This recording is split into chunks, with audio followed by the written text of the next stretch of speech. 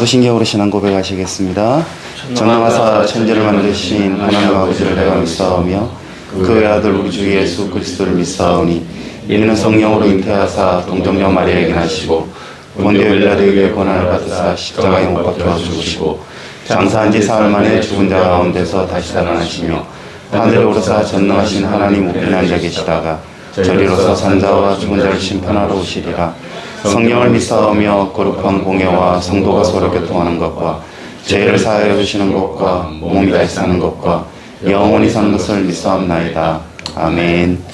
네, 오늘은 시편 116편 1절로 하는 말씀 묵상하도록 하겠습니다. 시편 116편 1절입니다.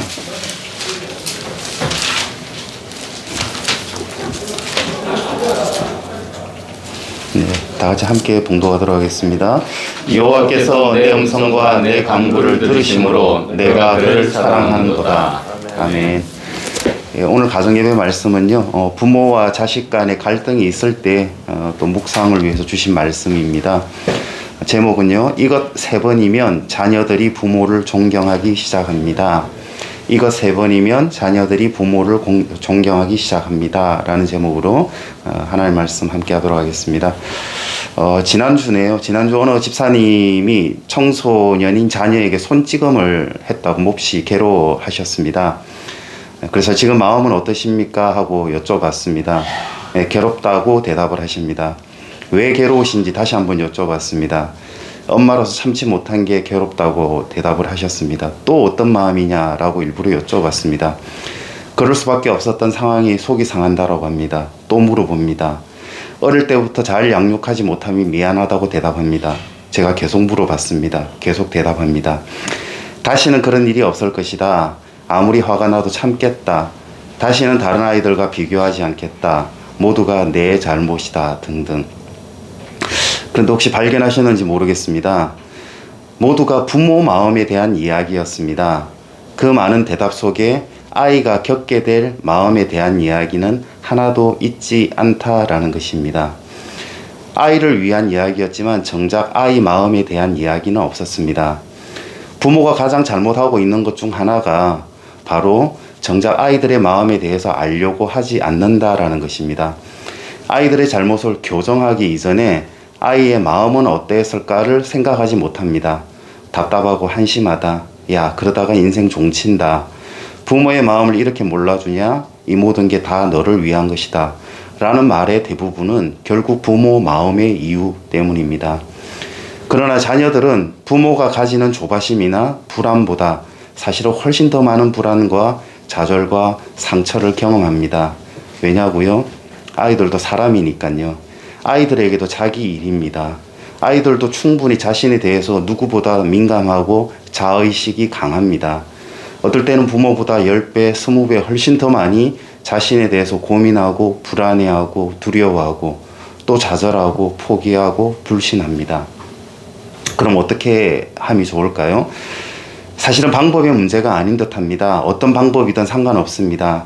다만 아이의 마음에 다가가기만 하면 됩니다. 아이의 마음에 주목하고 아이의 마음에 집중해주는 한 사람이 되어주면 됩니다. 거기에서부터 아이들은 다시 시작할 수 있습니다. 아이야, 지금 너의 마음이 어떠하니? 정혜선 박사는 이를 아이의 마음의 안부라고 이야기합니다. 다른 건 아무 필요 없고 아이 마음의 안부만이 중요하다라는 사실을 전달하면 된다라고 합니다.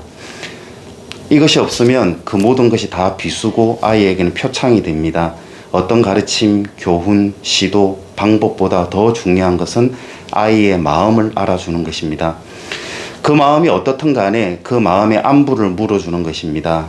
엄마가 내 마음에 관심이 있다는 것을 알게 되면 아이는 견딜 수 없을 만큼 힘들어할 때 결국 엄마를 찾습니다. 왜? 아이의 마음속으로 들어가는 유일한 길은 마음밖에 없기 때문입니다. 모든 지킬 만한 것 중에 더욱 내 마음을 지키라. 생명의 근원이 이에서 남이니라. 마음이라는 것만이 존재의 핵심입니다. 그 핵심을 건드리면 모든 존재는 반드시 반응을 하게 되어 있습니다. 그래서 이제 2가지만 실행에 옮겼으면 합니다. 첫째는 아이야, 요즘 마음이 어떠니? 라고 묻기만 하면 됩니다. 갑자기 왜 저래? 웬 뚱깡지야? 라고 아이는 처음 생각하겠지만 아이는 문득 생각합니다. 내 마음이 어떤지 하고 아이가 자기 마음을 들여다보기 시작합니다. 그리고 인내를 가지고 아이 마음의 이야기를 기다리면 됩니다. 둘째는 아이의 말을 끝까지 들어주는 겁니다. 역시 너무 당연하다고요? 너무 뻔한 이야기라고요? 정말 그렇습니까? 정말 아이 마음의 이야기에 공감하며 끝까지 들어준 적이 있습니까? 결국 중간에 끊어버리고 상처로 끝나게 하지 않았습니까? 끝까지 들어주면 비로소 아이는 부모에 대한 두려움을 이기고 부모를 신뢰하기 시작합니다. 3번만 그렇게 해보십시오. 한 번도 자기의 이야기를 끝까지 들어주지 않았던 부모가 3번을 끝까지 듣게 되면 그때부터 자녀는 변하기 시작합니다. 그리고 부모를 좋아하게 되고요. 부모를 존경하기 시작합니다. 왜냐고요? 세상 어디에도 그 자신의 이야기를 끝까지 들어주는 사람 없습니다. 끝까지 자신의 이야기를 들어주며 위로해주는 사람은 엄마밖에 없기 때문입니다.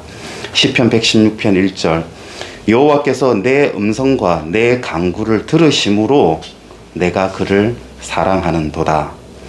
이사야서 66장 13절 어머니가 자식을 위로함 같이 내가 너희를 위로할 것인즉. 부모는 이 세상에서 하나님의 역할을 대신할 수 있는 유일한 존재입니다. 하나님이 우리의 모든 음성과 간구를 들으시는 것처럼 우리 또한 아이들의 모든 마음의 소리를 끝까지 들을 수 있는 부모가 되었으면 합니다. 그러할 때 아이들은 부모를 존경하고 하나님을 사랑하는 자녀로 성장해 나갈 것입니다. 주기도문으로 예배 마치도록 하겠습니다.